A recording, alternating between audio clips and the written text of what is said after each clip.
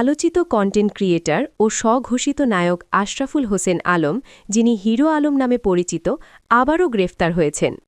বিয়ের আশ্বাসে ধর্ষণ, শারীরিক নির্যাতন ও জোরপূর্বক গর্ভপাতের অভিযোগে দায়ের করা মামলায় আদালতের জারি করা গ্রেফতারি পরোয়ানার ভিত্তিতে তাকে আটক করা হয়েছে। বৃহস্পতিবার ১৯ ফেব্রুয়ারি সকালে বগুড়া সদর থানা পুলিশ তাকে গ্রেফতার করে। বিষয়টি নিশ্চিত করে থানার পরিদর্শক তদন্ত মাহফুজ আলম জানান, আদালতের নির্দেশে তার বিরুদ্ধে জারি করা পরোয়ানা কার্যকর করা হয়েছে।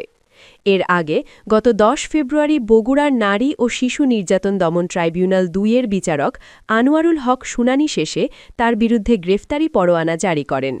মামলার এজাহারে অভিযোগ করা হয়, নায়িকা বানানোর প্রলোভন দেখিয়ে সাদিয়া রহমান মিথিলাকে একাধিকবার ধর্ষণ ও শারীরিক নির্যাতন করা হয় এবং তাকে জোরপূর্বক গর্ভপাতেও বাধ্য করা হয়। তদন্ত শেষে পিবিআই প্রাথমিকভাবে অভিযোগের সত্যতা পাওয়ার কথা জানায়। আদালত অভিযোগ আমলে নিয়ে গ্রেফতারি পরোয়ানা জারি করেন। উল্লেখ্য, ত্রয়োদশ জাতীয় সংসদ নির্বাচনে ভোট দিতে বগুড়ায় গিয়েছিলেন হিরো আলম। এর আগে তিনি গণমাধ্যমে দাবি করেছিলেন, মামলা ভুয়া এবং ভোট দেওয়া তার নাগরিক অধিকার। শেষ পর্যন্ত নিজ এলাকা বগুড়া থেকেই তাকে গ্রেফতার করা হল। আইন অনুযায়ী অভিযুক্ত প্রমাণিত না হওয়া পর্যন্ত তিনি অভিযুক্ত, দোষী সাব্যস্ত নন।